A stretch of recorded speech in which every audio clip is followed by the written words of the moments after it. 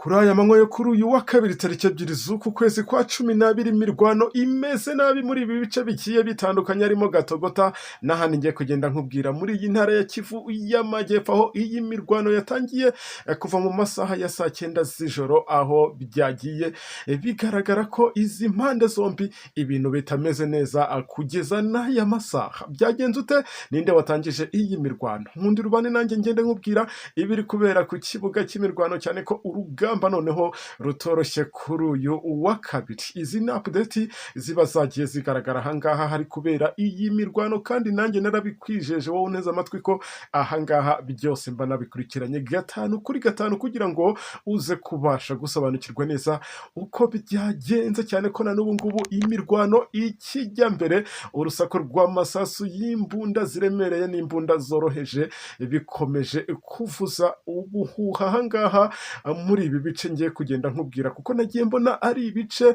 bigera kuri 4 biherereye ahangaha cyangwa se nakubwira ko bikikije uyu mujyi wa Uvira. Uyu mutwe wa makabiri gatatu bigaragara ko uri kwirwana ariko kandi murabizi ko ngo babiri bishumwe nkurikije ingabo ziri ahangaha uko zingana. Abantu nanjye turagerana ku musozo w'iyi nkuru wasobanukiwe neza uko ikibuga kuri uyu munsi byifashe cyane ko icyo nakubwira ahangaha haraca uwambaye noneho kubera ko iyi sasu urimeze nabi. Reka nongere babwire ko YouTube channel rero ikiri ya yindi ni Subiza TV ahangaha ni ukura amakuru aba yizewe kandi amakuru abagezweho udashobora gusanga handi hano ku ma YouTube channel.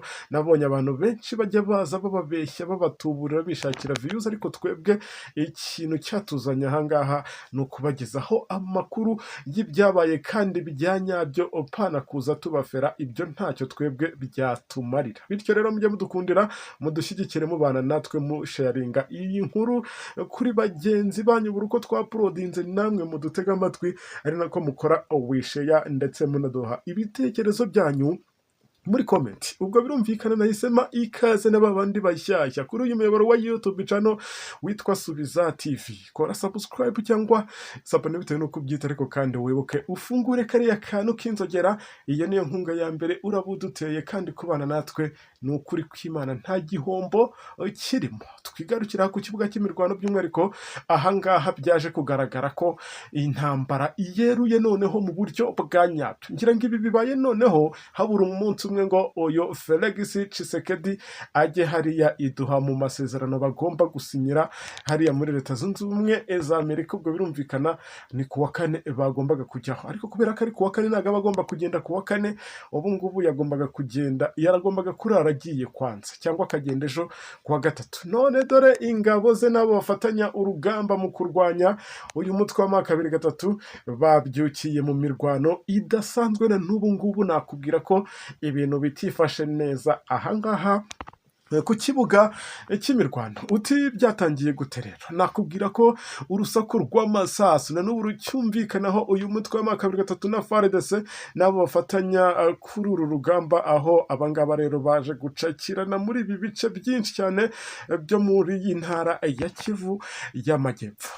Kuva mu rukerera rwo kuri uyu wa kabiri tariki 2 Ukuboza 2025 izi nyeshyamba z'uyu mutwe wa makabiri gatatu zaramukiye mu mirwano ikomeye cyane hamwe n'iri huriro ry'izi ngabo za Leta ya Repubulika Iharanira Demokarasi ya Kongo mu bice bitandukanye by'iyi ntara ya Kivu y'Amajyepfo. Amakuru y'iyi mirwano yemezwa n'abayobozi bagiye batandukanye bo muri uru ruhande rwa makabiri gatatu harimo uyu witwa Lawrence Kanyuka akomeza agaragaza ko hari byinshi byagiye bibera ahangaha ku rugamba. Uyu Lawrence Kanyuka rero uyu n'ubundi asanzwe avugira uyu mutwe mu bya politike sinawe gusa n'uyu nguyu wundi witwa Bernard Bisimwa uyu usanzwe ari umuhuzabikorwa wawo wungirije mu bya politike nawe yakomeje agira ibyatangaza ku bigendanye n'iyi mirwano iri kuba aka kamwanya n'uyu munsi utagira ngo byabaye ejo. Ibi ngibi nakubwiye ko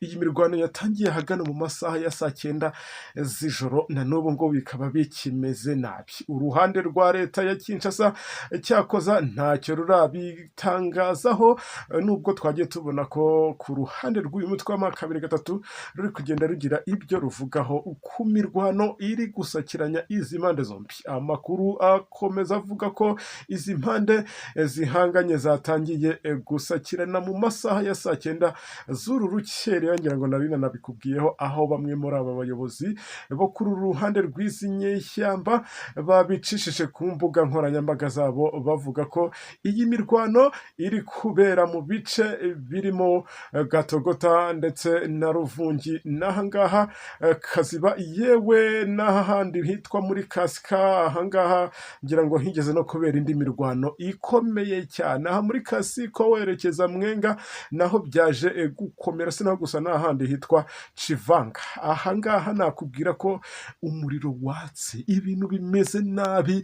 Biragaragara ko noneho nkurikije uburyo uru rugamba rwatangiyemo bitandukanye n'urundi rusanzwe rubera ahangaha ku kibuga cy'imirwano, cyangwa se ibingibi byabaye uyu munsi bisanzwe bitaba, cyangwa se bitandukanye, kubera ko twagiye tubona ko izi ngabo za FDLR, ubwo n'uyu mutwe w'inyeshyamba wa FDLR ufatanya n'iki gisirikare cya Repubulika Iharanira Demokarasi ya Kongo FARDC ndetse n'abawazarendo yewe n'abarundi, nabo bikoze gutya rwose. Baravuga bati saa cyenda z'ijoro, bivuga ko batangiye kugera ahangaha hari ibirindiro by'izi ngabo cyangwa by'izi ntare za Sarambwe ahagana mu saa munani n'igice. Birumvikana abangaba nabo bavuze bati nitutabagwa gitumu aba bantu ntabwo tuzabirukana muri aka gace. Izi nce rero zirimo iyi mirwano cyangwa se ziri kuberamo iyi mirwano, hari kubera urugamba uko hagera kuri hane, hakaba hakikije uyu mujyi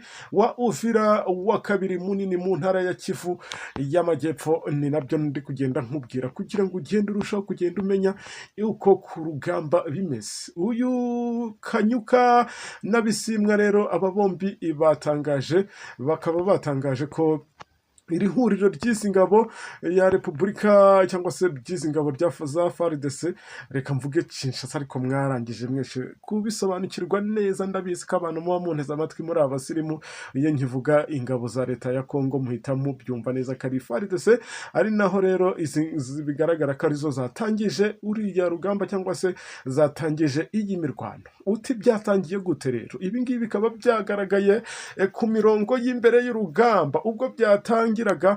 Ahangaha bigaragara ko izi ngabo arizo zatatse ibi birindiro by'uyu mutwe wa makabiri gatatu. Makabiri gatatu nawe murabizi ko ibiryamiye amajanja, ubwo ni nabwo rero batangiraga gukozanyaho. Na n'ubu ngubu ibintu nakubwira ko bitifashe neza habe na gatoya. Ahangaha kanongera mbivuge, haraza guca uwambaye bya bindi umuntu ajya avuga ngo babiri bishe umwe, kandi noneho wibuke ko abangaba bafite sapoti nyinshi, nubwo rimwe na rimwe tujya tubona bakorwa n'isoni. Ubwo ndi kuvuga abangaba FARDC nabo bafatanya, harimo wazarendo, kandi wazarendo murabizi ko nabo ari ibiharamagara. Hakaba harimo abagabo b'abarundi, hakaba harimo FDLR, muzi ibyo bakora ni ubunyamwaswa gusa. Urumva abangaba n'ubundi twagiye tubona ko ku ruhande hiyongeraho n'abandi bamayimayi, kubera ko ni ibintu by'ibiceri baba bishakira. Niba leta ya Kinshasa igize gutya ikabamenamo uduceri, baraza rwose bakakumenesha nta kindi kintu bitayeho. Niyo mpamvu rimwe na rimwe tugenda tubona imirambo y'abantu benshi bagiye batandukanye baba baguye muri iriya misozi. Iyo uyu mutwe wa makabiri gatatu wabigaranzuye ukabakubita, ukanabakubitira ahababaza, ndakubwira ngo niho hahandi muzagenda mubona amashusho agenda acara kuri social media, mubona imirambo y'abantu bagiye batandukanye ku misozi iri kugenda iribwa n'ibisimba bigiye bitandukanye. Abo ngabo ni abandi nakubwira ko haba hivanzemo za mayimayi, z'abazarendo, babandi baba baje kwishakira ibiceri batazi no kurwana urugamba. Uyu Kanyuka rero abinyujije ku rubuga rwe rwa X yahoze yitwa Twitter, yavuze ko ibintu byifashe nabi cyane, kandi koko gifashe nabi nanjye uri kubabwira ibi ngibi aha hantu wagiramo n'akantu k'ubwoba. Iyi mirwano ndakubwira ngo aha ngaha urebye itsibaniro ry'amasasu riri kuhabera kuri izi mpande zombi, nakubwira ngo aha ngaha kuhava n'Imana, kandi bigaragara ko cyane ko binakomeje kuzamba, aho umunota ku wundi ari nako uyu Bisimwa yavuze ko izi ngabo z'amaka gatatu ziri gukoresha uko zishoboye zikirwanaho muri za mbaraga ndetse no muri bwa bwenge zikoresha ku rugamba, ari nabyo biri kugenda biba aha ngaha kuri iki kibuga cy'imirwano. Nk'uko nagiye nkubwira ko iyi ari imirwano yatangiye ahagana mu masaha ya saa cyenda z'igicuku, ubwo birumvikana ni kuri uyu wa kabiri iyi ntambara ikaba igikomeje kubera muri ibi bice byose. Aha ngaha utu duce nagiye nkubwira ni uduce tuzengurutse uriya mujyi wa Uvira. Nkunda kukubwira ngo rimwe na rimwe aba bagabo nibo bari kugenda bafata iya mbere bacokoza uyu mutwe w'amakabiri gatatu. Rimwe rero makabiri gatatu izabahagurukana rimwe, kuko nababwiye ko bamaze igihe bari kugenda bipanga biyoroganiza bashaka uburyo bagwiza imbaraga cyangwa se ibikoresho byabo byazagera hariya, bakareba uburyo bahita binjirira uyu mujyi wa Uvira umaze igihe uri mu maboko cyangwa se ugenzurwa n'ubutegetsi bwa Kinshasa, aho tugenda tubona ko haba harimo n'agatsiko k'abawazarendo. Inshuro nyinshi twagiye tubona nabo ko hari ibyo bajya bashwanira bigendanye n'ubuyobozi cyangwa se imiyoborere, ari nayo mpamvu ibi ngibi bikunda kugenda bihondanisha iyo mitwe yombi. Aha ngaha naho rero bikaba bigenda binugwanugwa ko ejo n'ejo bundi hashobora kuzajya mu maboko y'uyu mutwe w'amakabiri gatatu, nubwo nawo utorohewe n'ibi bitero bari kugenda bawugabaho buri uko bwije n'uko bukeye. Aha mu ntara ya Kivu y'Amajyepfo rero ni nayo mpamvu haramukiye iyi mirwano ikomeye cyane, mu gihe Perezida Felix Antoine Tshisekedi Tshilombo wa Repubulika Iharanira Demokarasi ya Kongo ari mu myiteguro yo kwerekeza i Washington muri Leta Zunze Ubumwe za Amerika, aho agomba gusinyira amasezerano y'amahoro kuri uyu wa kane tariki 4 zo kuri iki cyumweru turimo. N'ubundi bikaba byagaragaye ko imirwano yo ikijya mbere. Ayo masezerano mwayasinya mutayasinya, abarwana bo bazakomeza barwane paka. Ngayo nguko rero biri kuvugirwa aha ngaha kuri ubu butaka bwa DRC. Nanjye ndahari kugira ngo byose mbikugezeho. Reka tuze gusubira amakuru yacu ya mukanya, kandi musiga ibitekerezo byanyu muri comment. Ni ukuri ndabasabye mugende mukora wisheya kuri iyi nkuru kuri bagenzi banyu, barushe kugenda bamenya ibyabereye muri ibi bice byose ngiye nkubwira. Ndabakunda cyane kandi murambifuriza ibyiza, murabizi ko nta mutima mubi. Reka mbabwire ngo asante sana.